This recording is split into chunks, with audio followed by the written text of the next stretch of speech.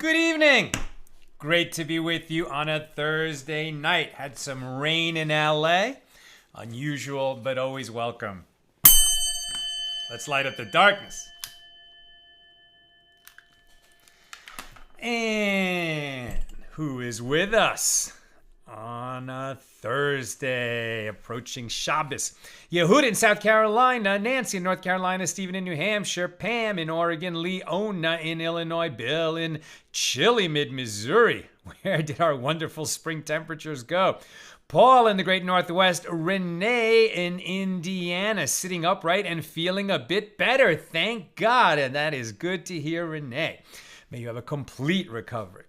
Lucy in Minnesota, Joe in Texas, Bella in Florida, John in Maine, Ryan in Jacksonville, Florida, Aoife in Florida, Samantha in Tacoma, Washington. Welcome, everybody. Today's episode of AT Daily is sponsored by Brenna Bloomfield for the Refuah Shlema, the complete healing of Aaron Yitzhak ben Brina Bas Esther. May Aaron Yitzhak, also known as Arthur, have a complete and speedy recovery. We say amen. And Brina, thank you for enabling us to share more Torah with more people around the world. May you and all your loved ones be showered in blessings. We say amen.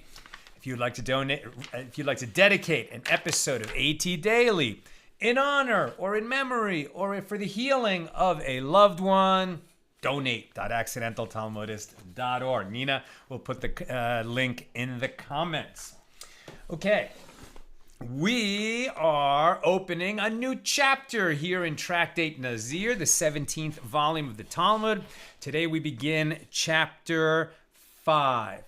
And now we've been talking about nazirus, what happens when you take that vow, when does it kick in, how long does it last, what conditions you put on it, is it possible for a minor vowing for another, all kinds of aspects, different elements of the nazirus that kicks in once you've made that vow, how you can nullify that vow, what happens if you nullify that vow, the offerings that are brought at the conclusion of nazirus, and if the vow is nullified, what about those animals set aside to be offerings, etc.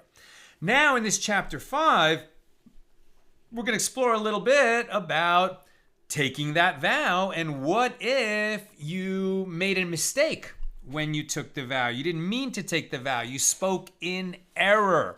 And then what happens? So we're going to get into that subject with the first Mishna here in chapter 5, seemingly unrelated to nazirus, but we'll quickly see that it's related to nazirus. So here we go. We pick this up at the very bottom of page 30b. Today's daf is Lamed Aleph 31, page 31. Okay, here's Mishnah number 1 of chapter 5. Beis Shammai say. We always talk about Beis Shammai and Beis Hillel. These are the schools of Shammai, the school of Shammai and the school of Hillel. Now, Hillel and Shammai themselves were a pair of sages who lived in the fairly late Second Temple period. The Talmud only records less than a handful of actual disputes between Hillel and Shammai themselves. But they each established an academy, a school, and that school lasted long after their founders had perished. And it was their students, right, generations of students who really, kind of debated passionately, some would say fought tooth and nail, on a host of different issues. But about these disputes between Beis Hillel and Beis Shammai, we see a Mishnah in Pirkei Avos, I believe it's 520. Yeah, Avos 520, which says, any controversy waged for the sake of heaven shall ultimately be of lasting worth. But any that is not waged for the sake of heaven shall ultimately lead to no permanent result. Which controversy serves as an example of one waged in the service of heaven? The controversy of Hillel and Shammai, and which was not for the sake of heaven, the controversy of Korach and his companions when they rebelled against Moses, right? Were they speaking up again? They were citing laws. In the Midrash especially, it's kind of fleshed out a little bit that when Korach led his rebellion in the wilderness after the children of Israel, went out of Egypt and wandered in the desert, Korach was a cousin of Moses who said, basically, hey, Moses, who made you king? Who made you the boss? All of us are Jews. All of us, you said it's a nation of priests. I myself am of the tribe of Levi, like you. I'm a Levite too, just like your brother Aaron. Why is he the high priest and you're the de facto king of all of us? And why not share the power? Right? And then he cited a couple of Jewish laws with a very sophisticated, argument, basically saying that Moses shouldn't be in charge. But was he doing that because he wanted the law to be followed carefully, which of course Moses was following since God was giving it to him directly? But at any rate, Korach was bringing up a halachic dispute really for the sake of augmenting his own power. Whereas the schools of Beis Hillel and Beis Shammai, when they argued with each other, they really thought each side that they had the truth, right? And their arguments were for the sake of the truth so that the Jewish people would follow the Torah properly. And so their disputes are recorded here in the Gemara and in the Mishna, and we still read about them and try to understand exactly what both sides were saying. Even though the halacha, the law, is most often like Beis Hillel, almost always in disputes between Beis Hillel, the house of Hillel, and Beis Shammai, the house of Shammai, almost always in their disputes, the law ends up following Beis Hillel, with a few exceptions. But nevertheless, as we'll do today, we need to understand what Beis Shammai's position was, how they argued it, why they argued it, because it may be that when Mashiach comes, right, when the Messiah comes, and the world will be at a much higher, more perfected level, that many laws then will be according to Beis Shammai. Beis Shammai was sort of more exacting, more stringent, more idealistic. Beis Hillel, a little kinder, gentler, more realistic. We want real people in the real world to be able to follow these laws. And that's why usually the law ends up being like Beis Hillel. But when we are able to live at a higher spiritual level, it may well be that in many matters at least, we will follow Beis Shammai. Okay, so here in Mishnah number 1. Beis Shammai say, consecration that one performs in error nevertheless renders property consecrated. And Beis Hillel say, it is not consecrated. What are we talking about? Now, it's important to understand that when you say that an item is hereby consecrated, right? That this object, I hereby, let's say an animal, I consecrate it to be an elevation offering. Or this money, I consecrate it that it will belong to the temple treasury. You're not making a pledge. You're not making a promise that in the future you will fulfill. When you consecrate something, it's like right then and there, you sold it and it left your possession, right? And you sold it for free. It wasn't really free in the sense that when you give to heaven, heaven acknowledges and recognizes that. But at any rate, when you consecrate something, when you render it sacred, it leaves your possession in the sense that you can no longer make personal use of that item. You might have to guard it and make sure that it reaches the temple treasury or it reaches the altar at the temple when the temple is standing in Jerusalem. You have to make sure it gets there. But from then on, it's not yours. You have changed its status with your words.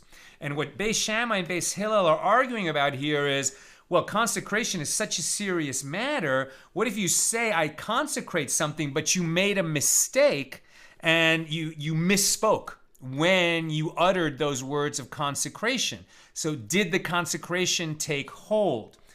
Generally speaking, Beis Shammai, being more stringent, say, well, you shouldn't have made that mistake. You should have been more careful when you were uttering words of consecration, and now you're bound by them.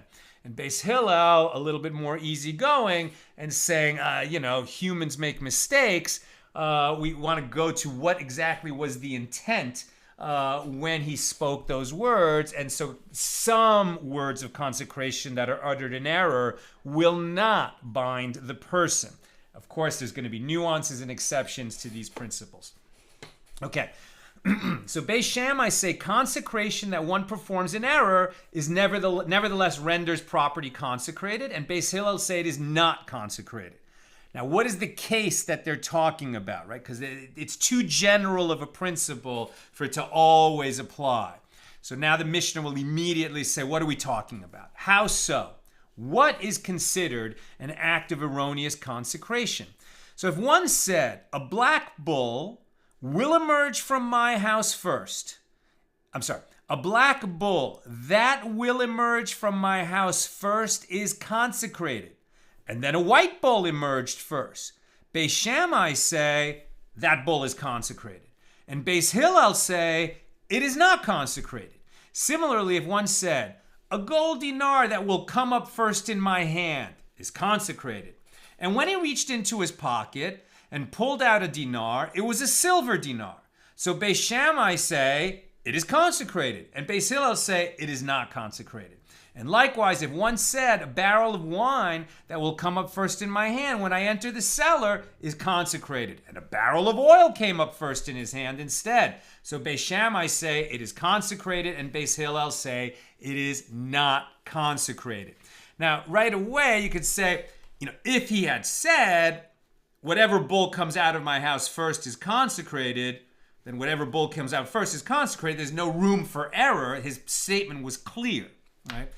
And if he said the black bull that comes out first is consecrated, right? And then, and then all he's got in there is black bulls, and a black bull comes out first. Let's say he's got 4 black bulls and 4 white bulls, and a black bull comes out first. Okay, so we all agree that that's the black bull that came out first, and it is consecrated. But since he said the black bull that will the black bull that will come out first will be the consecrated bull, and it would be better if we could get right into the syntax and grammar of the Hebrew here, but suffice it to say that his words pretty clearly meant that he expected that a black bull would come out of his house first and therefore would be consecrated, but a white bull came out.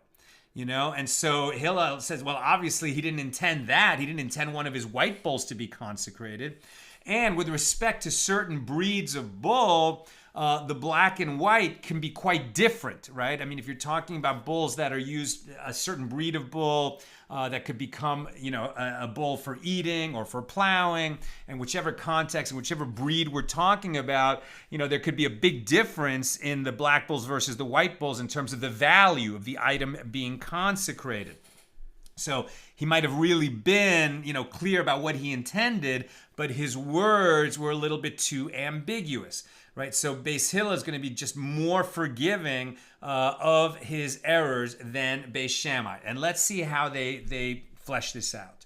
Here's the Gemara on Mishnah number 1. The Mishnah taught that Beis Shammai say the consecration performed in error renders property consecrated. And Beis Hillel say it is not consecrated. So the Gemara now analyzes this dispute. What is the reason of Beis Shammai that apparently a consecration in error is still a consecration? Well, they maintain that we derive the law of the initial stage of consecration from the final stage of consecration. What does this mean? The final stage of consecration is referring to substitution, when one attempts to substitute a non-consecrated animal for a consecrated one. So they're going to, in this dispute, which is ultimately going to touch on nazirus and consecrating a person as a nazir or animals for the offerings of nazirus, they're going to talk about, well, when does something become consecrated? What if an error was made in the words of consecration? And they're going to borrow from another area of law to help understand this, which is the area of temura, right? We've talked many times about teruma, right, which is a type of tithing, right? The teruma is what goes to the kohanim, to the priests. Temura has nothing to do with teruma. Temura means substitution. And the Torah says that if you have consecrated an animal and said, okay, this animal, I've consecrated to be an elevation offering. So when I make my pilgrimage, my yearly pilgrimage to the temple in Jerusalem, when the temple is standing, and it hasn't been in 2,000 years. But when the temple was standing and a person consecrated his animal to bring it as an offering at the temple, and he says, I hereby consecrate this, black bull to be a elevation offering that I will bring with me when I go up to Jerusalem. And then a month goes by, and, for whatever reason, maybe he realizes that black bulls are worth 3 times more than white bulls. And he says, what was I thinking? What I meant to say was, this white bull is going to be my elevation offering, not the black bull. So when he says that, what happens? The white bull becomes consecrated to be an elevation offering. And the black bull remains consecrated. The Torah says directly and clearly, you cannot substitute an animal for a consecrated animal. Once you consecrate it, it is no longer yours to make that substitution. It's not yours anymore. It's like saying, well, you have a black bull, I have a white bull. I'm gonna swap bulls, and you have nothing to say about it. Obviously, we know that doesn't work, right? So the black bull remains consecrated, and the white bull, which is offered as a temura, a substitution for the black bull, also becomes consecrated. And not only that, but this person who attempted to make a substitution for a consecrated animal has committed a transgression. That's an aveira, it's a sin. And he is liable to receive 40 lashes if he was warned, don't try to make a substitution. If you do, you'll receive 40 lashes. And he did it anyway, immediately after hearing the warning. And 2 witnesses saw it, and then they all went to court, etc. Even whether he receives the lashes or not, he is liable to. It is an aveira to attempt substitution. When you do, it's a transgression. The new animal that you tried to offer as a substitution is consecrated, and the one that was consecrated remains consecrated, right? And the law of trying to make a temura is very stringent because it's a written Torah law. And so that even if you attempted, it is an error anyway, right? When a person speaks that I will make this substitution for the black bull, what he said is erroneous. You can't do that, right? And so, but even though he attempted to do something that is prohibited, the Torah says you're punished for that, and the thing that you attempted to offer as a substitute also is consecrated. So they're learning out from that process that Beis Shammai say, an erroneous consecration is a consecration, just like in the case of temura. So just as an act of substitution takes effect even in error, i.e. if one meant to say that his black bull should be a substitute for his consecrated animal, and he actually said the white bull, so the white bull so even that second degree of error, right? It's an error to even attempt substitution. But even if you meant to say that my black bull will be a substitute for my red bull that I already consecrated, and he meant that, but he said the white bull shall be a substitute. So that's a double error. It's an error to attempt a substitution, and he misspoke and described the wrong bull, not the one he meant, but the words that came out of his mouth were the white bull. So the substitution was attempted. He is liable to lashes. The red bull remains consecrated. The white bull, that were the words that he spoke, also is consecrated. And so Beis Shammai is saying, just as we see in the law of substitution and the law of temura, that a mistake in uttering what will be the substitute nevertheless renders it consecrated, so to here, this guy who said, I'm going to consecrate the black bull that comes out of my house first, and a white bull comes out, that's what came out first. He was talking about the bull that came out first. He said black bull, it was a white bull, but really what he meant was the bull that comes out first. And that's why he has rendered it consecrated. And Beis Hillel say, this matter, i.e. the halacha, the law that consecration takes effect even when done in error, applies only in the law of substitution, where there is an animal that is already fully consecrated. However, in our case, where this guy said that the black bull that will emerge from the house first is consecrated, and then a white bull came out, nothing was consecrated at the time that he spoke. There was no initial status of consecration and it does not, and an initial stage of consecration does not descend upon this man when he spoke in error, according to Beis Hillel, and that is the law. Now the Gemara asks, and according to the opinion of Beis Shammai, the law follows Beis Hillel, but now we're going to endeavor to understand Beis Shammai.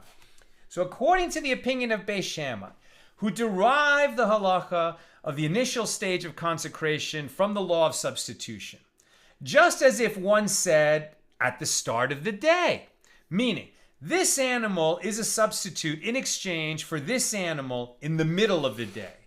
Would it become a substitute for that time, from that time when he issued the statement? Right? If I say, okay, yesterday I consecrated my Red Bull. Oh, I didn't mean to do that. Now I want to attempt a substitution. I'm not allowed to, but I forgot the law and I'm trying to do it anyway. So I say, so the law of substitution, the simple case is, okay, here's my black bull. I'm going to substitute it for the Red Bull that I consecrated yesterday. At that point, I've committed the sin of Tamura, and the Red Bull remains consecrated, and now my black bull is consecrated too. If I say at noon today, right now it's 9 a.m., at noon today, my black bull will become a substitute for my already consecrated Red Bull. Does my black bull, even according to Beis Shammai, become consecrated immediately right now? Answer, no. Beis Shammai concede that the animal does not become consecrated as a substitute until the middle of the day arrives, at which point then it becomes a substitution. Well, so too, in the case of the Mishna, the consecration should take effect when the situation is revealed to be in accordance with this statement. Since he said, the black bull that will emerge first from my house will be consecrated, how can you say that black bull, and then a white bull comes out first? How can you say the black bull or the white bull became consecrated? Nothing happened until the events revealed how the reality matches his statement. And since a black bull did not emerge first, a white bull emerged first, why doesn't Beis Shammai concede that no, the white bull should not be consecrated? Well, Rav Papa explained, Beis Shammai concede that consecration does not take effect in opposition to one's explicit statement. Rather, they maintain that it is for this reason that the man states the black bull that will emerge from my house first, as he means the following. When the first black bull of all the black bulls I own will emerge from my house, then it will be consecrated.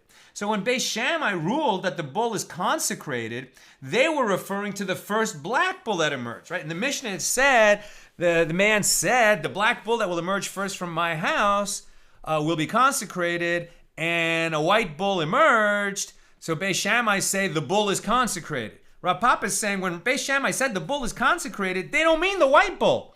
They mean the first black bull that comes out. So whenever in time after the white bull was the first one out, but when finally a black bull emerges, that's the bull that is consecrated. So there really is no error, according to this explanation by Rav Papa, of the statement in the Mishnah of Beis Shammai. Now the Gemara asks, whoa. But the man said black bull. And are we not dealing even with a case where he has only one black bull? So if so, the Gemara's initial interpretation of his statement is correct. The black bull is consecrated only if it is the first to emerge, but not if a white bull precedes it, which seems to be the view of Beis Hillel. And the Gemara answers, no, it is necessary to state this law with regard to a case where he has 2 or 3 black bulls. And Beis Hillel would answer, well, if so, if he intended to consecrate the first of his black bulls to emerge from the house, he should have said, the first black bull that will emerge from my house. But that's not what he said. Since he did not say this, he must have meant that the black bull should be consecrated only if it is the first bull of any kind to emerge, which is the way Beis Hillel reads it. Now Rava from Barnish said to Rav Ashi, with regard to the explanation of Rav Papa, that Beis Shammai weren't being so crazy and that they meant, that if one of his black bulls emerges first, that's when it'll be consecrated. So with respect to this, is this case that he mentioned one of erroneous consecration? Right? If Rav Papa's understanding is correct, are we talking about erroneous consecration? There's no error there. It is intentional consecration. According to the interpretation of Rav Papa, there was no error. The man intended to consecrate the first black bull that emerged, and that is what was consecrated. So the Gemara answers, well, nevertheless, it is called erroneous consecration because he erred in his first statement. His statement of consecration gave the mistaken impression that he desired to consecrate the first bull that emerges, even if it is white.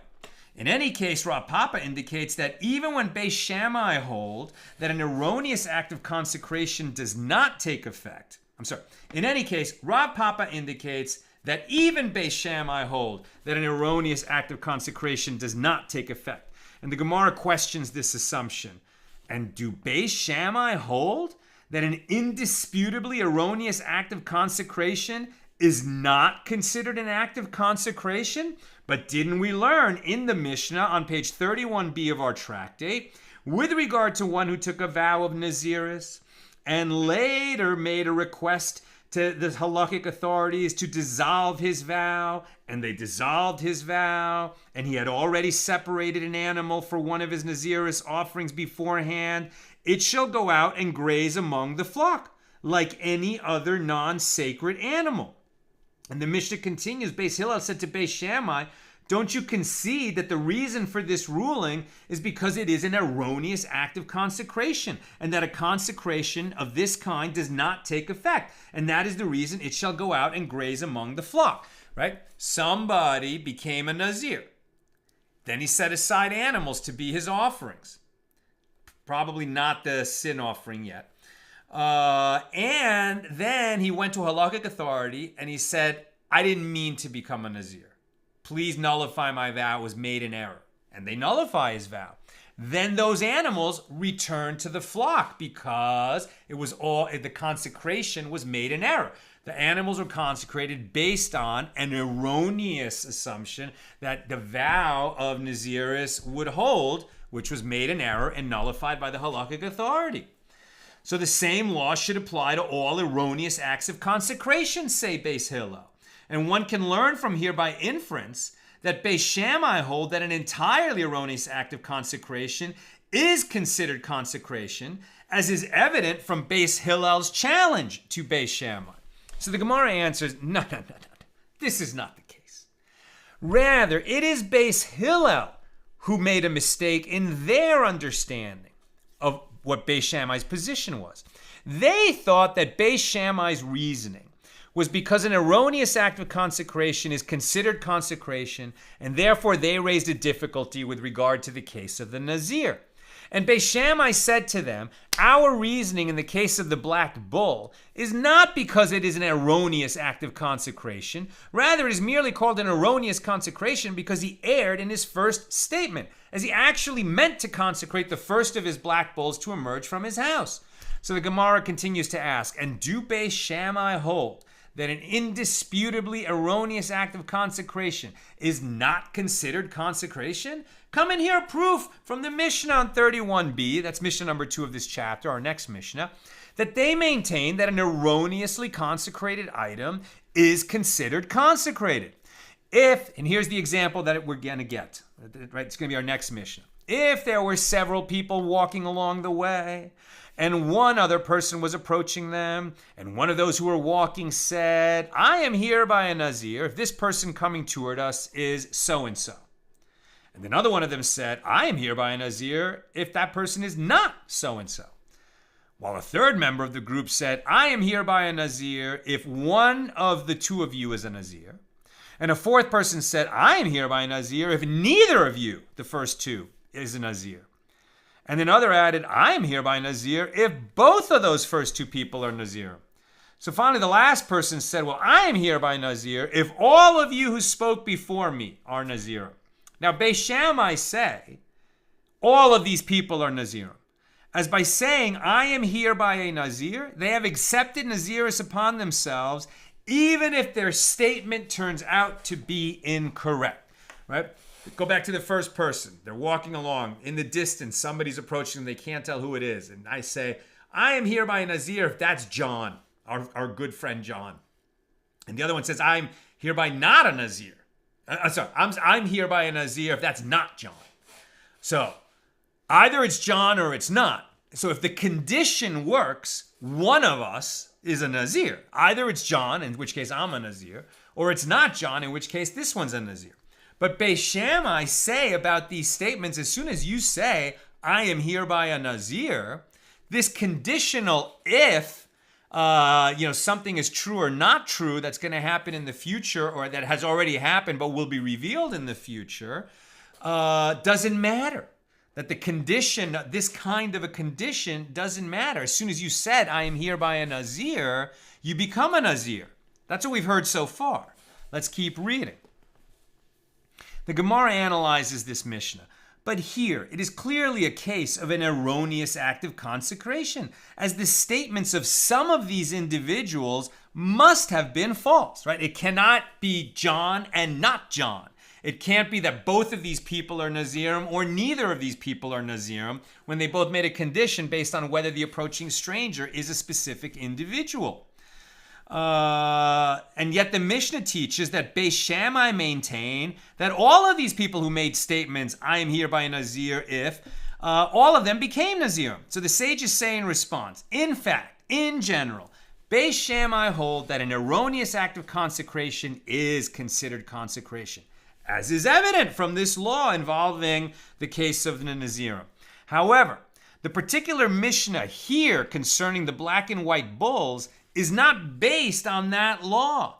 Rather, Rav Papa's explanation is the correct one. It's not about speaking conditions that may be erroneous. It's that in this case of the black bull, the guy clearly meant that he wanted to consecrate the bull that came out first. He just thought it would be a black bull, and it turned out to be a white bull.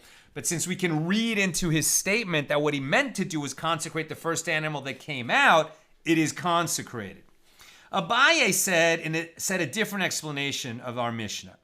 It should not enter your mind that the Mishnah is dealing with one who was standing in the morning and referred to a future event.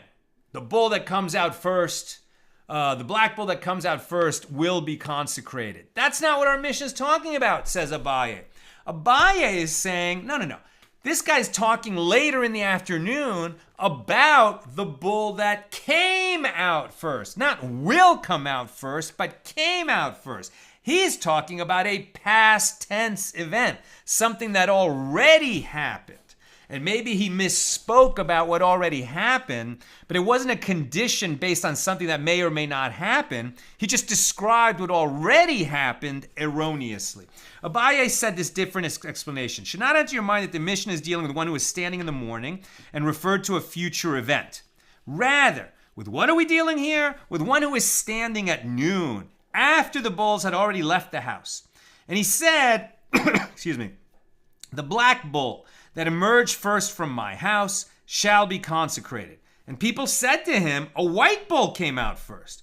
And he said to them, had I known that a white bull emerged, I would not have said black. Therefore, the consecration was erroneous. Right? He misspoke. But his intent was, he wanted to consecrate the bull that came out first today. He thought it was black. Turns out it was white. But he definitely had an intent to consecrate an animal. It wasn't about, and he thought he knew which one, so he misspoke about his consecration, but an animal already came out first. Now the Gemara asks, how can you say that our Mishnah is dealing with one who is standing at noon and talking about a past event?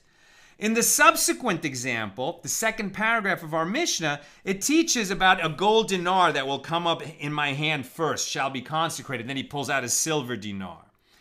And the Gemara answers, right, well, you should amend the Mishnah and teach a gold dinar that came up first in my hand, in the past tense. And the Gemara continues to ask, but didn't the Mishnah state a barrel of wine that will come up in my hand when I go into the cellar? And the Gemara similarly answers, exactly, you should also amend that sentence in the Mishnah, that if when I went into the cellar, the wine barrel that came out first, right, in the past tense, it happened to be oil, in fact, but he meant the one that came up first. He just misspoke. So the Gemara quotes a statement related to the case in the Mishnah with regard to black and white bulls. Rav Chisda said, now that we're talking about black and white bulls, Rav Chisda said, a black bull among white ones is deficient, as white bulls are superior in quality, and a white patch on a black bull is a deficiency. Now, having stated these assessments, the Gemara returns to discuss the Mishnah. We learn in the Mishnah that if one said the black bull that will emerge from my house first is consecrated, and a white one emerged, it entered our minds to assume that when one consecrates property to the temple treasury, he consecrates sparingly, i.e., he does not give his property that is superior in quality or value unless he expressly says so.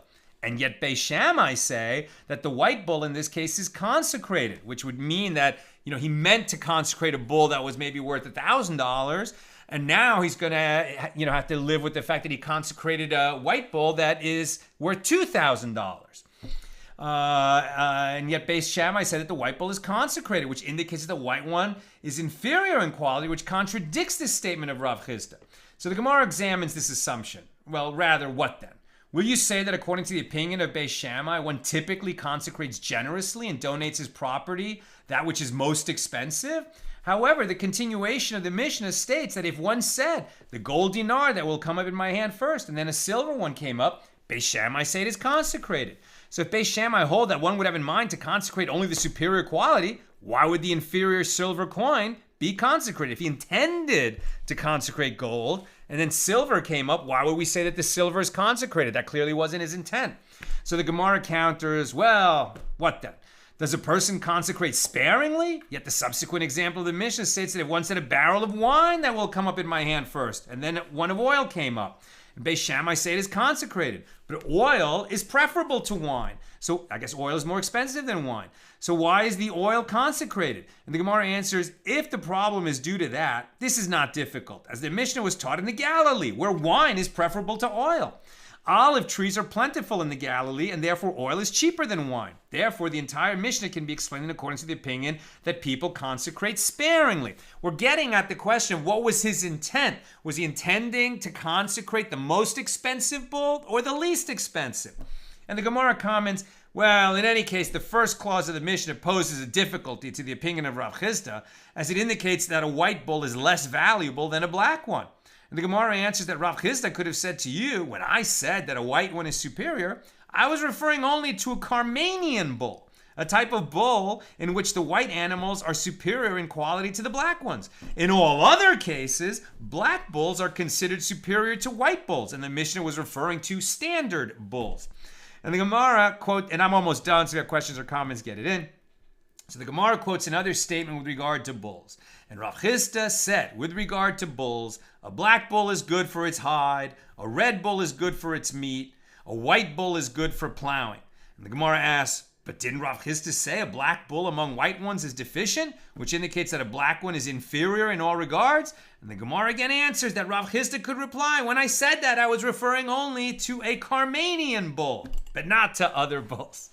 So, did we get back to and that's the end of the discussion of Mishnah number 1 here in chapter 5. Did we settle the question? Does Beis Shammai hold that erroneous consecration is consecration? Apparently, sometimes, for sure, definitely more often than Beis Hillel. But in this case, where the man specifically said, the black bull that will come out first from my house, that comes out first from my house is consecrated, and then a white bull came out, we hold like Beis Hillel that white bull is not consecrated. However, if he said the white bull that is, the white bull in my yard right now is going to be a substitute for my red bull that I already consecrated, now we're in the law of Tamura. And if the bull that was in his yard actually was a black bull, not a white bull, but there was only one bull there, right? So then he must have meant that bull. He spoke in error, but in the case of Tamura, we're going to be more stringent than in the general case of consecration. So even Beis Hillel would agree that in that case, the erroneous consecration takes hold. But generally speaking, erroneous consecration does not take hold.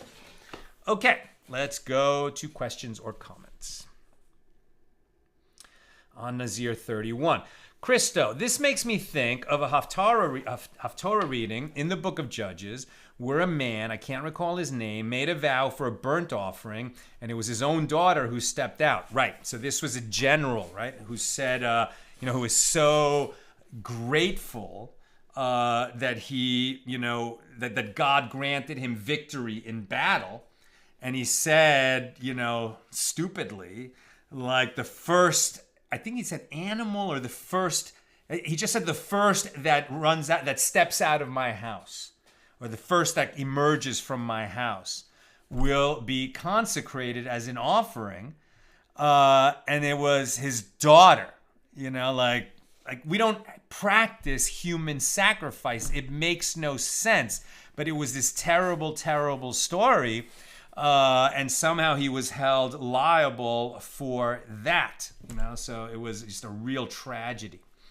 Bill, so question regarding substitutions. Let us say, Farmer Jacob says, this black bull I will consecrate to the Lord because it is my most valuable bull. However, he finds out the next day there's been a market shift and his white bull is now worth much more.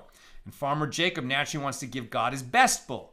Which matters in terms of his consecration? That he said my black bull or that he said my most valuable bull? Fantastic question. The other thing we have to ask is, which is what is it his most valuable bull at the time that he spoke, or his most valuable bull when he goes into the pen and selects the bull, right? The timing of that obviously has to be relevant, and I'm not sure exactly where this question would come out. Of course, it's going to be more nuanced, but it's exactly right. Especially if he said, well, my most valuable bull, the white bull, is consecrated. So if at the time that he spoke, the black bull was already the most valuable, it would appear that according to our Mishna, he did not consecrate, right? Because he spoke in error. And so the consecration doesn't take hold according to Beis Hillel. However, if at the time that he spoke, his white bull was the most valuable, and then the market changed before he walked out to the pen, and sort of, selected that particular bull, then maybe, it would be consecrated anyway. But it's a good question. Renee, if one's agent makes the error, does the principal get the lashes? If he sent his servant with the consecrated bull, for example, and the servant took the wrong animal by accident or otherwise. You guys are very high level questions. That's fantastic. So in most matters, an agent's actions are the actions of the principal, right? Now, we have this assumption in place that a principal does not deputize his agent to commit a transgression on his behalf. The agency was limited to doing the correct action. So the agent had authority, but only to do what is permissible to do. When he did something outside the scope, not only of his assignment, but of what is permitted, then who becomes liable? Probably the agent and not the principal. We will discuss just this kind of case more thoroughly when we get into the laws of agency, but it's a great question. James, in the ancient world, if you made an oath and then you break it, it was extremely humiliating, and some cultures even applied a capital penalty. Interesting. I mean, here it's kind of the same idea, right? If you take a vow, you make a nader, either to abstain from something and you treat it like it's been consecrated to you, or you make an oath to do a positive act, so then you're held to your word. Is it going to result in capital punishment? I don't think so, but you'd certainly become, not execution, but you become liable to receive lashes for violating an oath. Sharon, if the consecrated animal becomes blemished, must it be sold and the money buys a new animal, or can he make a substitute then? That's going to be tricky, right? Because if the animal is blemished, so you still have to bring your offering, right? You set aside an offering. The animal became blemished, so you put it out to graze, or you sell it and you get the money, and then you purchase an animal so that you can fulfill your obligation. I think that doesn't fall under the law of Tamura. What if you say, well, my animal became blemished, so I'm going to substitute this other one before you made a sale, etc.? Tricky question, and I'm not sure what the answer is. I'm sure we will explore that. Jonathan, maybe with Shammai it is about getting rid of the randomness in the compound conditional. That the certainty is that something is going to come out first, either of the barn or his pocket, and then the second conditional is ignored, right? The compound conditional. Very good. I mean, certainly the theme that we keep coming over and over again, right? If we are people who learn on a regular basis and we see how much trouble people can get into by speaking carelessly, negligently, ambiguously, then not only should our minds become sharper, but our tongues should become sharper too. And we should speak more clearly as a result of our learning. Having said that, lawyers certainly make their living by learning how to speak and write and contract carefully, unambiguously. But the world is a complicated place and things are always changing, and no matter how careful we seek to be, sometimes we will misspeak, sometimes we will utter a condition that doesn't make sense, sometimes the world will change and that makes our condition seem nonsensical, and then we have to know how to deal with it, and that's why we're going to spend all this time dealing with these kinds of situations. But as a general matter, absolutely, let us learn to speak clearly and not make statements that are going to be, subject not only to the misinterpretation by others, but even misinterpretation by ourselves when we reflect on what we said. Okay, my friends, that's what I've got for us today. With God's help, we'll be together again tomorrow, Friday. The regular Friday time is noon Pacific as we prepare for Shabbos, the first Shabbos in Adar, the Hebrew month of joy. We're in the month of joy. And we had Rosh Chodesh on Tuesday and Wednesday. So I'm pretty sure Saturday night, if you have, a clear night, then Motzi Shabbos, the tradition in most synagogues is you'll go outside and make Kiddush Levana. It's in every Hebrew prayer book, the blessing that you say on the moon as the moon is growing in a new month. You have to be able to see the moon, but it is in the stages of waxing, and you can make Kiddush Levana up until, like a short time before the full moon. So you usually try to do it on the first Saturday night after Rosh Chodesh, but you need a clear night, because to make the Kiddush Levana, you have to be able to see the moon. And it's raining today and tomorrow in LA, so we'll see if we're able to make Kiddush Levana on Saturday night. All the best. Good Shabbos. I'll see you tomorrow at noon Pacific, God willing.